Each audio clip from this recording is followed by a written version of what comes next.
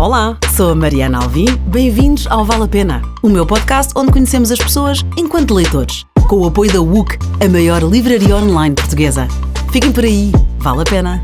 Hoje tenho comigo a Roberta Medina, nasceu na cidade do Rio de Janeiro, mas o avô materno é português natural do Porto. É verdade, da Rua de Seda Feita. Uau! És formada em comunicação social, é presidente da Dream Factory e vice-presidente da empresa ligada ao Rock in Rio, Better World.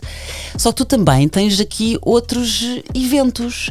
Portanto, alternas o Rock in Rio, ano sim, ano não, mas Portugal com o Brasil, também Madrid. Não só és a super gestora e mente visionária do Rock in Rio, mas também do The Town, que acontece ano sim, ano não, e agora em breve do Lollapalooza.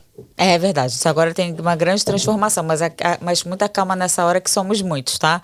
Então, Sim, não estás sozinha. O grande visionário dessa parada é meu pai, Sim. né, Roberto, e continua mais atacado que nunca. Fico brincando que a gente agora no Brasil tá com uma equipe muito grande. E aí ele pode inventar o que ele quer, que tem gente para fazer, esse é o perigo.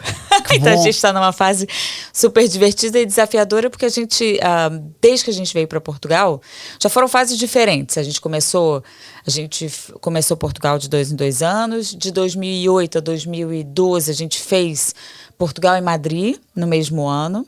Depois a gente ainda fez Vegas, 2015. Isso tudo... Eu fui lá. Pois, tão giro, né?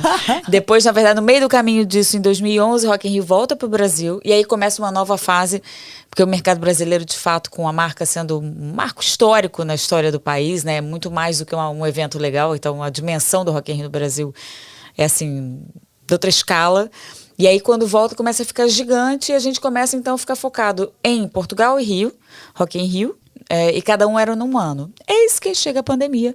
E aí, a gente teve que adiar 2 vezes em Portugal e adiou-se uma vez no Rio.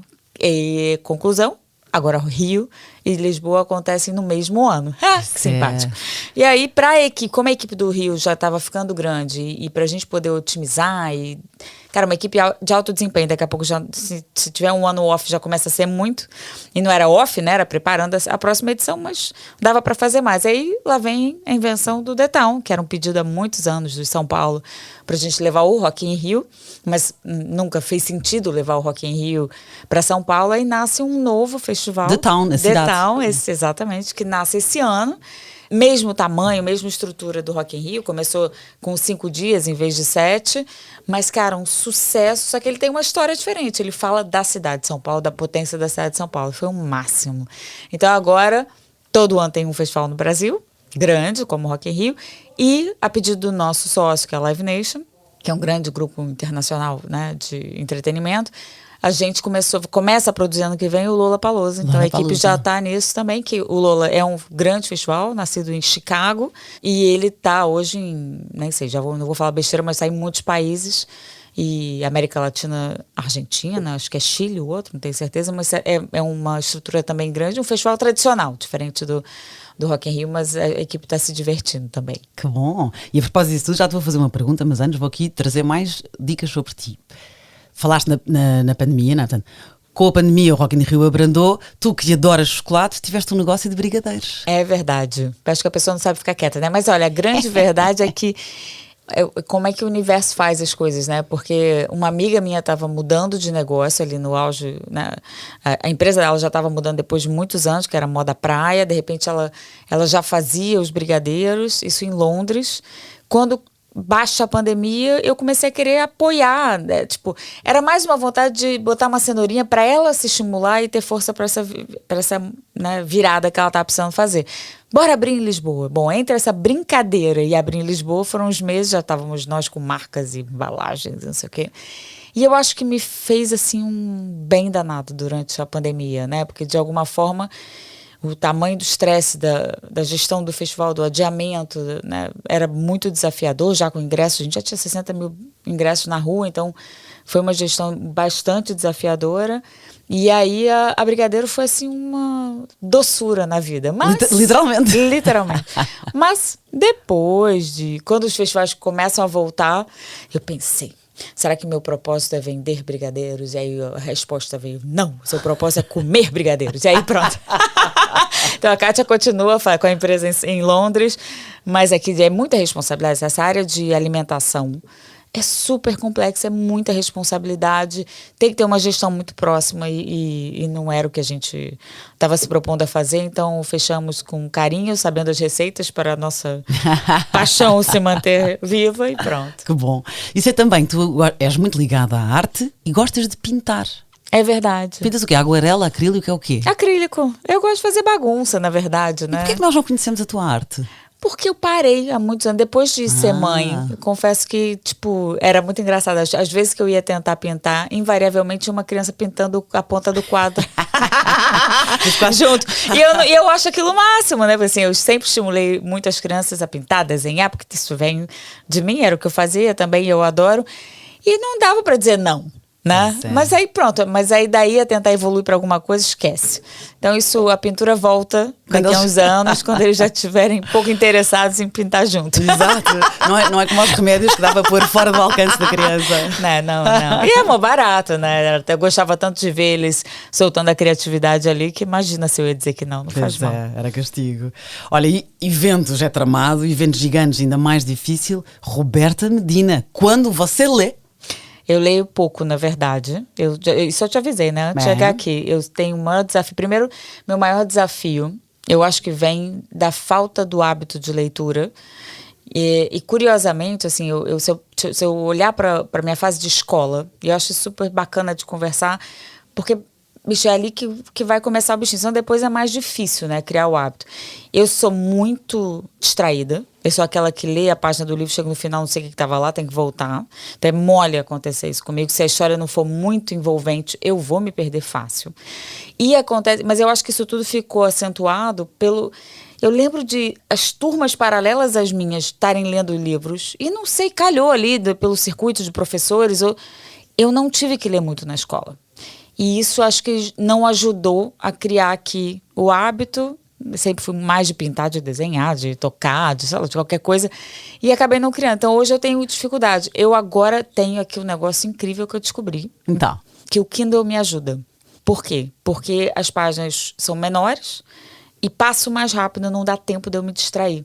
Então, eu estou começando a voltar a ler com o Kindle, porque eu consigo não me perder na história e seguir. Também estou escolhendo temas que eu sei que eu vou ficar engajada, para ver se eu consigo, porque eu compro livros. Eu tenho uma porção de livros mas eu acho que aqui tem algum lugar meio que acha que de ler a capa a pessoa já absorveu né? Não, esquece. Então aqui tem um desafio, mas eu de fato comecei a voltar a ler aos pouquinhos. Boa, e depois também acabas... Mas não é uma frequência, esquece, porque eu ainda estou na fase de botar a criança para dormir, não sei o que. Então, de vez em quando, abrem os espaços. Ontem eu comecei a ler um. Ai, que bom. Você deve ter lido, que é o Search Inside Yourself. Não. De um engenheiro da Google. E eu tive num jantar divertido essa semana. E um amigo, por acaso estava nesse jantar, não sabia que eles iam, conheci um executivo. Então, quem me sugeriu o livro foi o Rogério Canhoto, e quem estava junto era o Ricardo, da PHC. Que eu fiquei brincando com ele, que é meu guru agora. Porque o cara consegue fazer exercício, meditar, se alimentar bem, ter cuidado de saúde preventivo. Cara, eu falei, isso é que eu tô tentando fazer, mas é difícil pra caramba, meu. Né? E aí o Rogério falou, porque a gente falou muito sobre a importância da meditação, né? Como é uma ferramenta poderosa e que a gente usa muito pouco. Eu falei, cara, eu sei isso há 20 anos e ainda não consegui botar na minha rotina.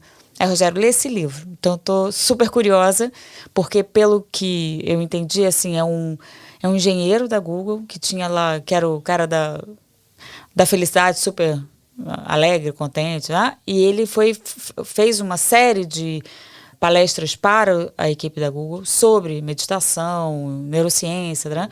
E com isso ele fez um wrap-up de uma proposta de como simplificar que as pessoas passem a meditar, e o propósito de vida dele é, através da paz mental, a gente chegar na paz do mundo.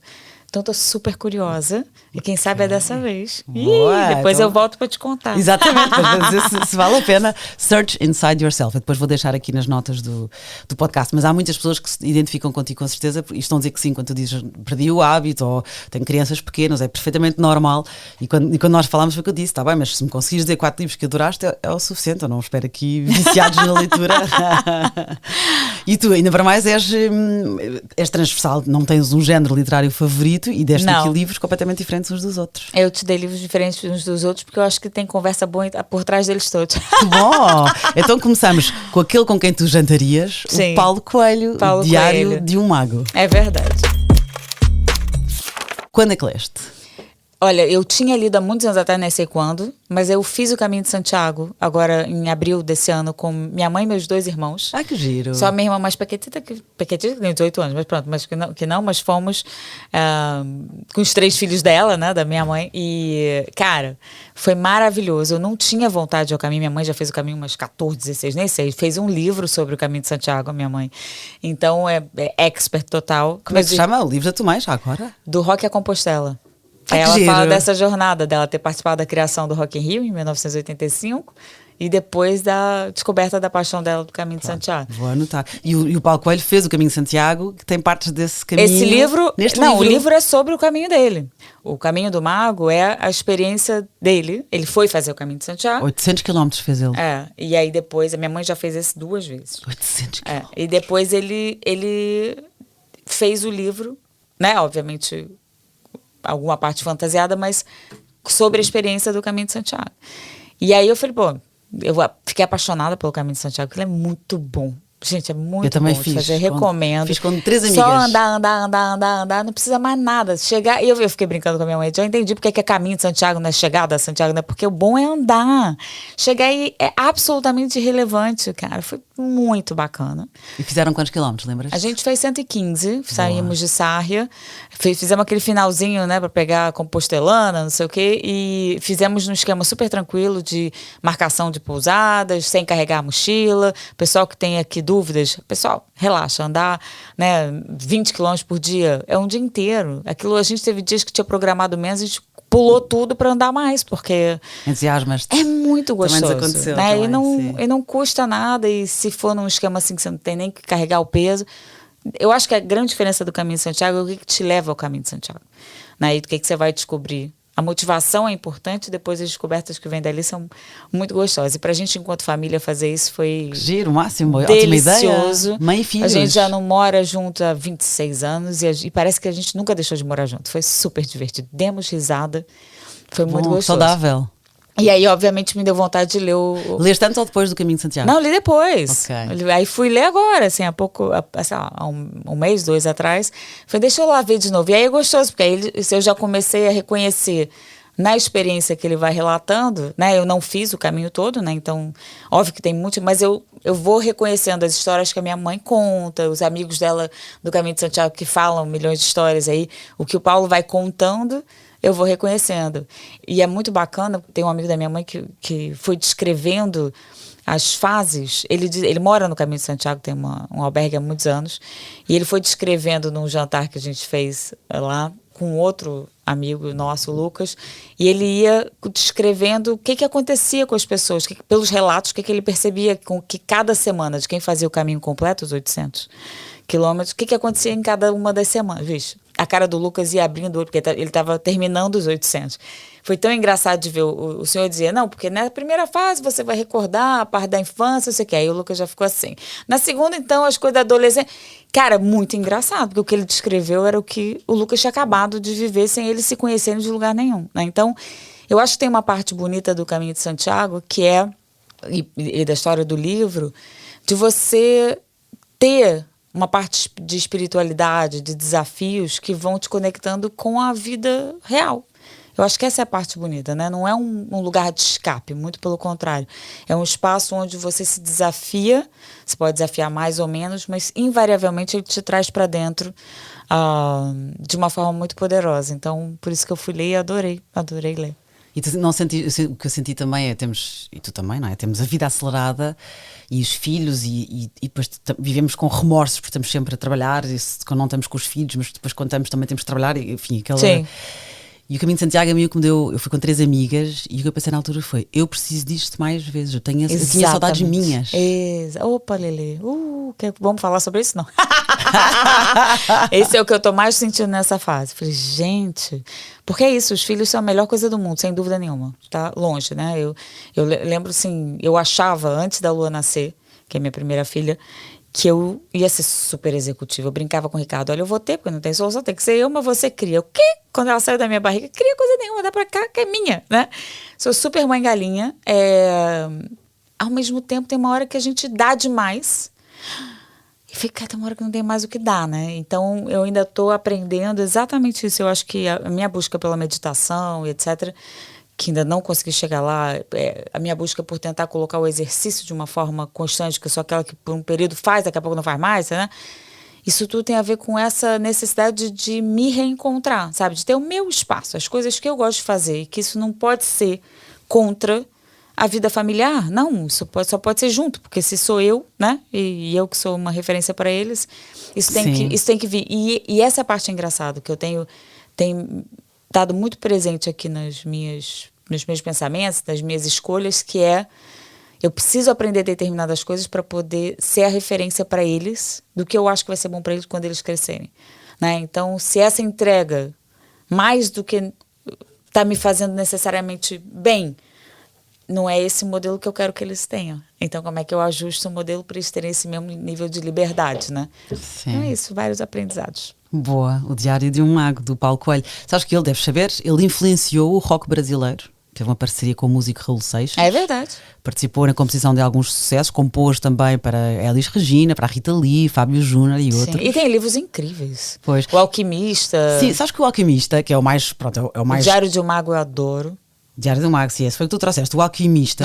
Não, eu estava falando de outro, não. O Maktub. O Maktub. Maktub, adoro. Ok, fica também aqui a recomendação. Sabes que o Alquimista, para já, ultrapassou o Príncipezinho, já vendeu mais de 150 milhões de cópias. É assim um livro mais... considerado mesmo um importante fenómeno literário, não é, do século XX. Isto foi lançado em 88. Mas é engraçado, porque o Alquimista começou mal. Começou a vender mal. Então o primeiro editor desistiu do livro. Que engraçado. E só depois é que se transformou... Pronto, o livro Mas mais acho que tem vendido. momentos de mundo, né? Mas eu acho que o Paulo traz as mensagens do universo conspira quando você deseja, né, etc. Eu acho que são mensagens que vêm de uma forma pode para muita gente vir de uma forma fantasiosa, né, para quem é mais cético, etc. Mas eu acho que é tão importante. E talvez o que esteja nos faltando mais enquanto sociedade é a gente entender a nossa própria natureza. E a nossa natureza é mágica, bicho.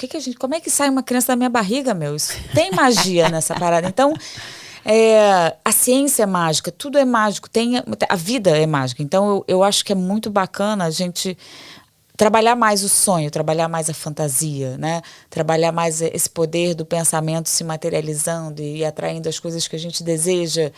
A gente precisa reconectar com essas ferramentas que estão disponíveis no mundo para a gente, para que a gente também se respeite mais, se conecte mais, né? Que a gente possa criar aqui uma sociedade mais harmônica. E essas ferramentas que ele traz de uma forma assim, com histórias muito leves e intrigantes ao mesmo tempo, aproxima. Tem um outro livro que eu não trouxe, mas que anda por aí, que é o Profecia Celestina. Sim, sim. Que foi assim, o que mais me impactou na vida, foi o Profecia Celestina, porque eu li com 19 anos.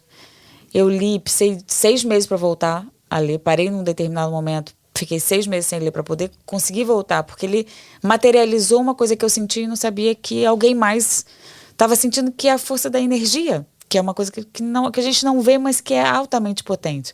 E é no mesmo território do que o Paulo anda. Sim. Diário de um Mago, do Paulo Coelho, e já agora a Profecia Celestina. O Paulo Coelho, que escrevia diários desde cedo, adorava escrever e participava em concursos de poesia no colégio. Depois os pais dele não queriam que ele fosse escritor. Foi assim um desafio que ele superou. E vamos agora a outra pessoa que também tinha os seus diários. Matthew McConaughey, Luz Verde, a autobiografia. Ai, que delícia, gente. Espera, que delícia. O Matthew McConaughey os ou o livro? Dois?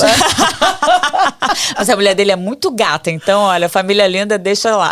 Essa senhora é uma casada com uma brasileira. É verdade. 3 Camila, filhos, sei lá o que é. Camila Alves. Família Camila Alves, uma família linda. Mas o que é muito bacana desse livro? Primeiro que, para quem acompanhou os filmes do Matthew, Cara, eu consigo escutar ele falando, Então, eu não fui no audiolivro, eu li o livro, mas parecia que eu estava com a voz dele na minha cabeça. É muito bacana. E ele escreve como ele fala. Então, tem horas que tem gírias ao longo do livro, que você ainda para assim, né, para entender, opa, essa aqui quer dizer o quê mesmo?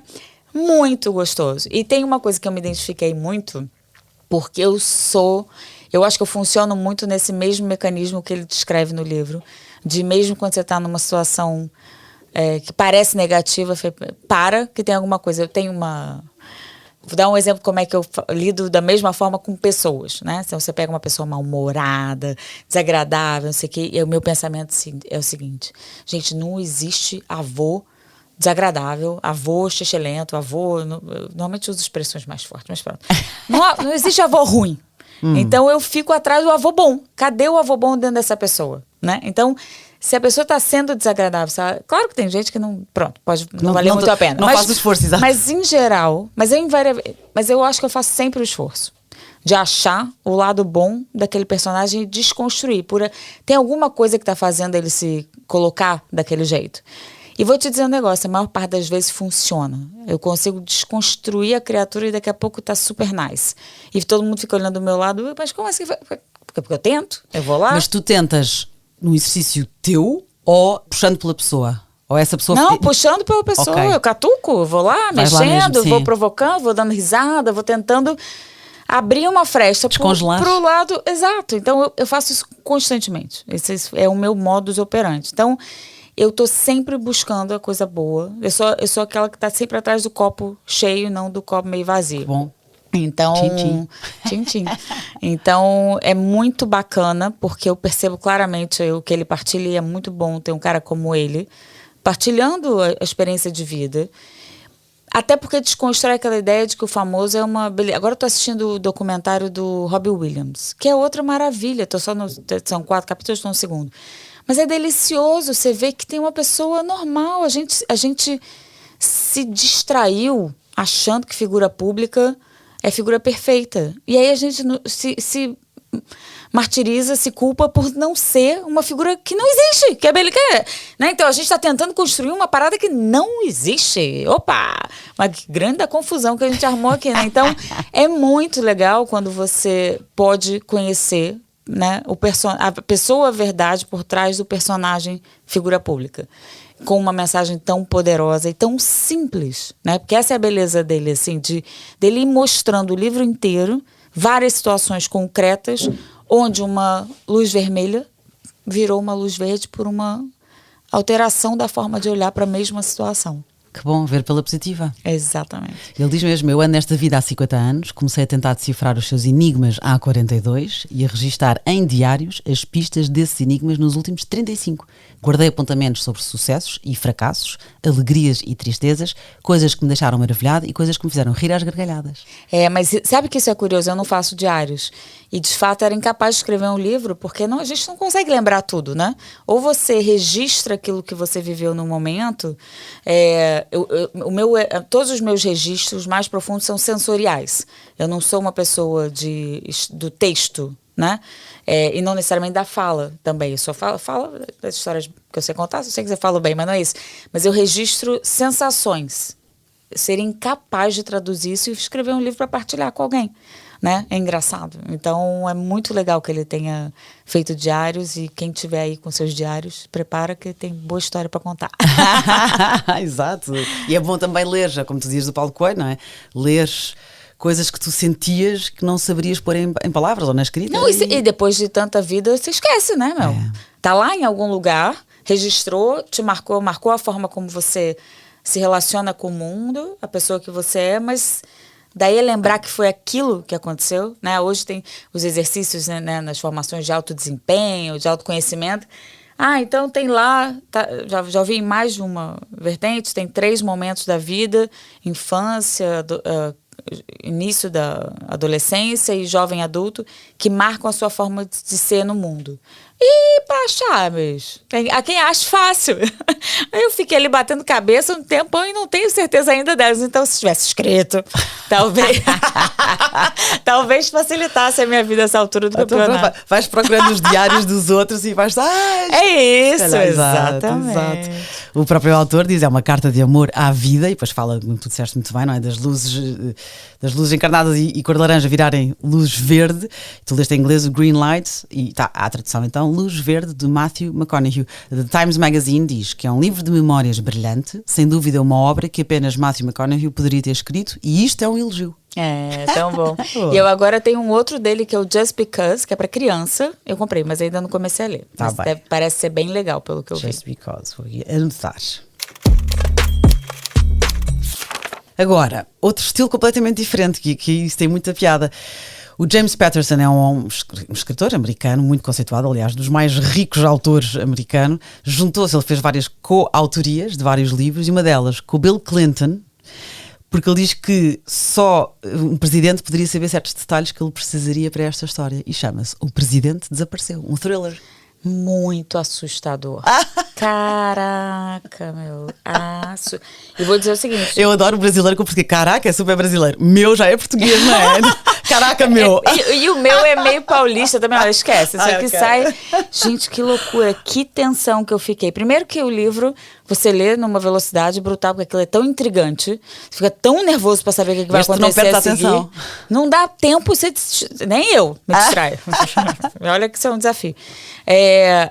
Só que o que está ali, efetivamente, por ter sido escrito em parceria com o Bill Clinton, é muito assustador. Porque é óbvio que você tem um ex-presidente americano, que é um homem ativo na sociedade, não poderia escrever um livro desse com leveza. Não pode, né? Ele não tem liberdade para escrever um livro de ficção com leveza. Não pode. Então, você lê o livro, ele é tão realista.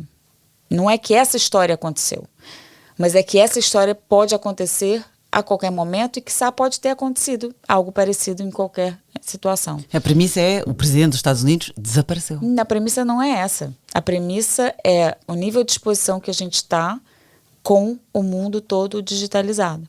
Okay. Essa é a premissa. E aí, no meio disso, some o presidente. Mas o um detalhe. O presidente desaparecer é o menor dos problemas do livro. Isso tá na boa, bicho. Uhul. Não, deixa ele desaparecido lá. Nada, não é isso. É que é muito assustador. E é muito importante e por isso porque eu trouxe, assim, tudo que eu trago tem alguma coisa aqui da gente... Como é que a gente faz essa sociedade ficar melhor, né? E a gente precisa ter consciência do nível de exposição. A gente passou aqui em Portugal, e olha que Portugal é zen, né? Não estamos nesse problema, mas lembra, foi ano passado que a gente teve o hackeamento da SIC, da Vodafone, tudo assim numa onda. Foi, de grandes meios de comunicação. De grandes meios de comunicação, quase que botou o Expresso no lixo, né? Eles tiveram que refazer tudo de novo e tal. Então, cara, o nível de exposição que a gente está, e é muito chato. Eu sou aquela que aparece assim, aceita, que chato, some da minha frente. Eu aceito tudo, mas...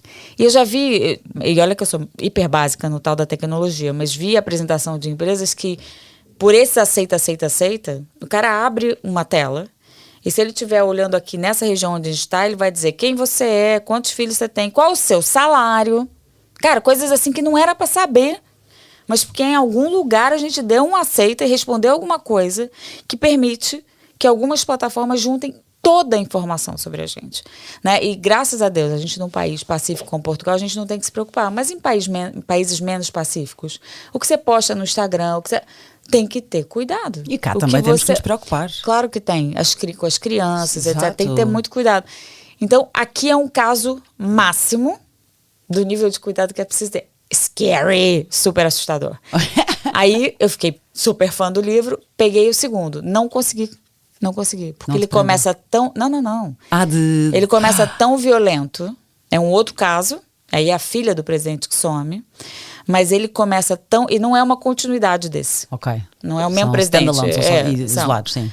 Mas ele retrata questões de terrorismo, etc., logo no início, tão fria... Então, assim, detalhes, que eu tenho horror a coisas violentas, não consegui, parei. Estavas a sofrer. Não,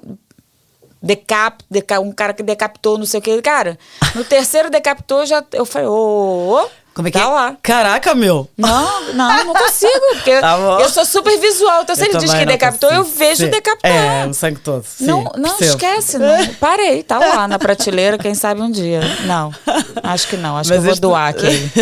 Mas eu percebo, eu também sou. Mas o primeiro sensível. vale. O primeiro é assustador, mas é muito mais elucidante do que assustador. E James Patterson, ele tem pronto, para já disse, é dos mais vendidos, já vendeu quase 500 milhões de exemplares dos seus livros. Tem thrillers, tem não ficção, tem romances, multipremiado, claro. E ele vendeu mais do que o Stephen King, o John Grisham e o Dan Brown juntos. Caçamba. É um fenómeno. O Dan Brown, eu li, acho que foi um dos primeiros grandes livros volumosos, assim, que eu consegui, foi o Código da Vinci, que eu me emburaquei nele também, aquilo, a pessoa não ficava, cara, de madrugada lendo aquilo pra saber o que ia acontecer a seguir. É muito bom.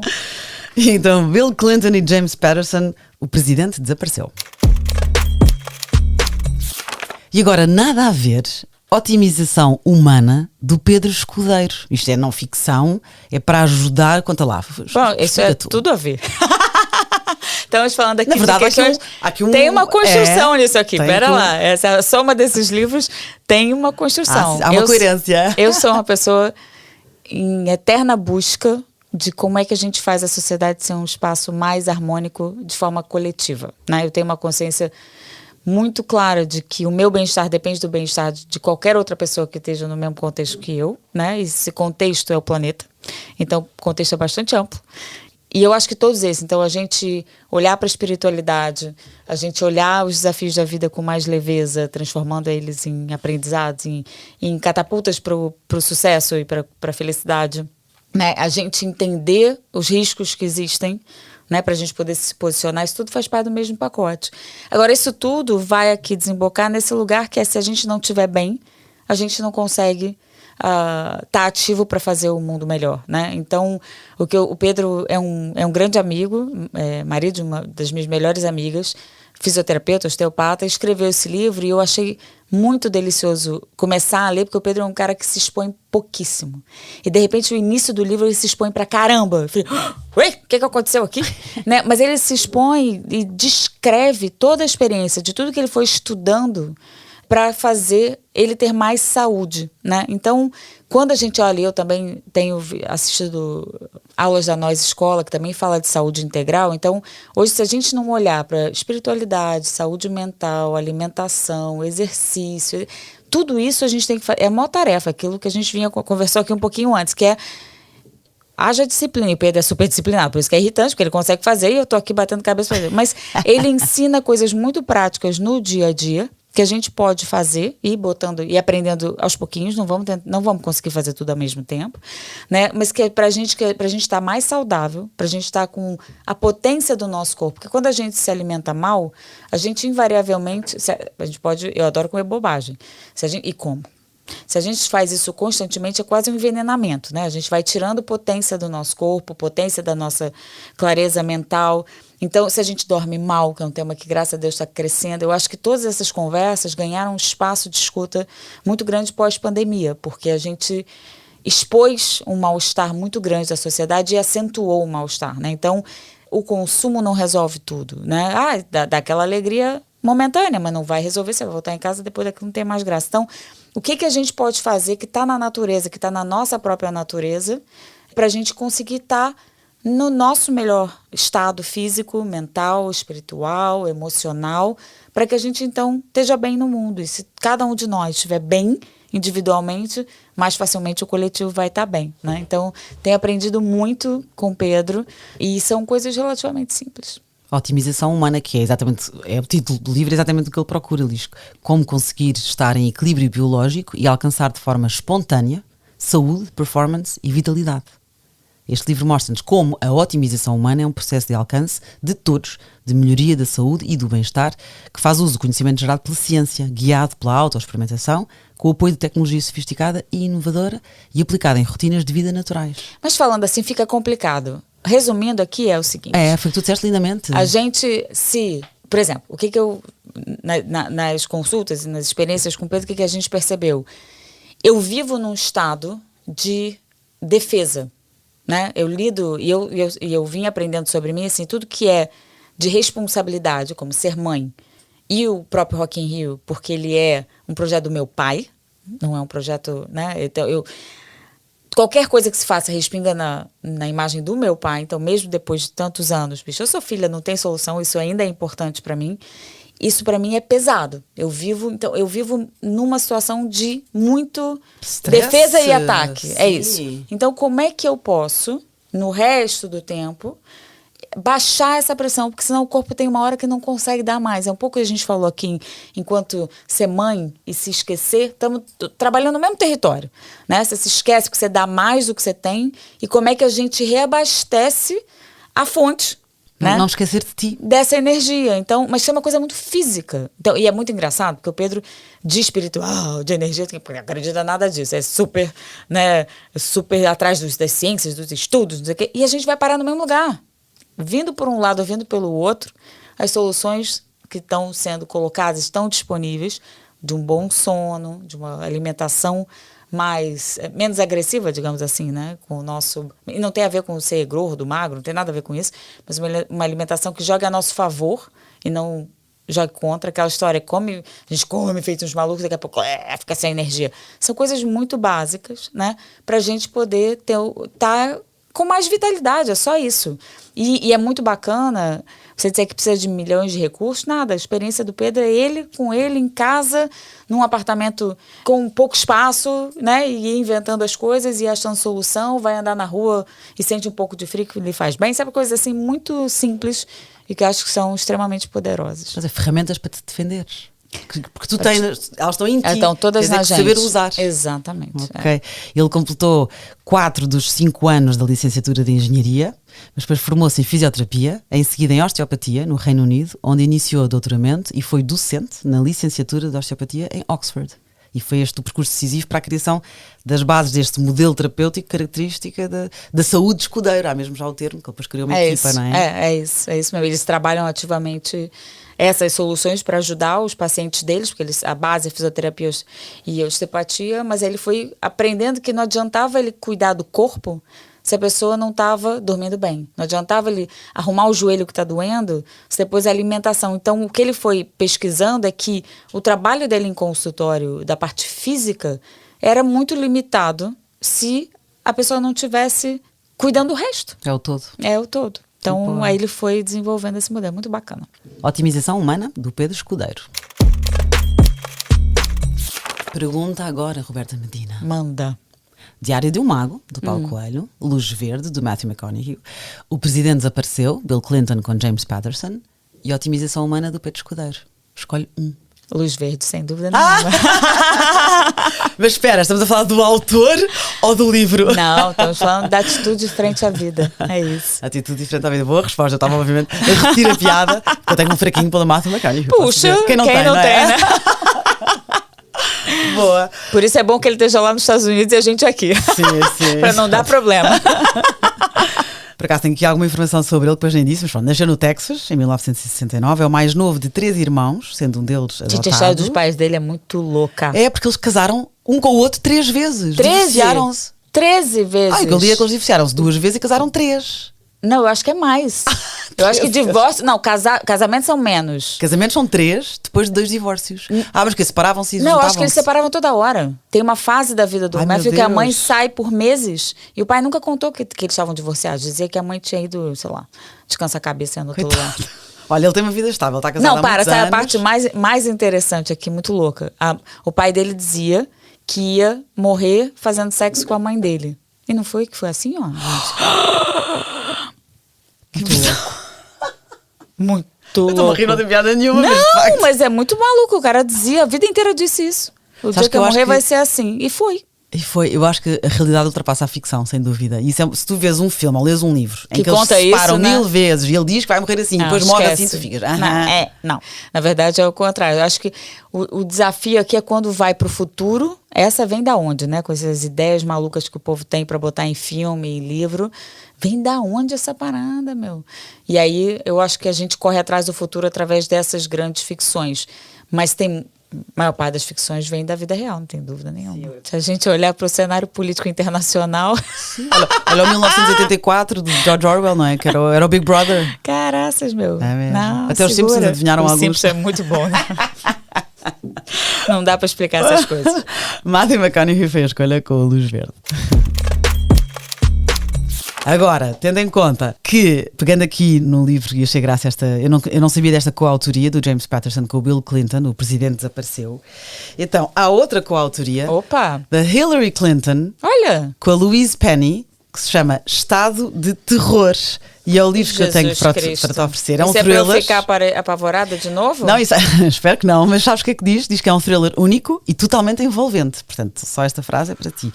E a Louise Penny é uma das romancistas mais vendidas do New York Times, venceu vários prémios e pronto, Hillary Clinton, todos sabemos. Ai meu Deus, já conto para vocês depois, se eu vou ficar aterrorizada também, se vem aqui uma outra mensagem nas entrelinhas. Mas é pronto, é um governo que acaba de tomar posse, um novo governo, e depois, para surpresa de todos, o presidente escolhe um inimigo político para um cargo vital de secretário de Estado. Sim. Ah, não, e olha, também naquele do Bill Clinton mostra um monte de coisa desses funcionamentos. Como é que é lá dentro? Que nós não sabíamos. Por isso é que o autor defende isso. Tinha que estar com o ex-presidente dos Estados Unidos para saber. Aqui foi a Hillary Clinton com a Louise Penny. Estado de terror. Obrigadíssima! Ai, tão bom! Depois eu conto desses. Tá bom, espero que não sofras. E do Search Inside Yourself, já vou contar Search de dois. Inside Yourself, sim, e eu vou deixar aqui também nas notas da conversa. Obrigada, Roberta. Tão bom! Obrigada a quem ouviu. Para a semana há mais.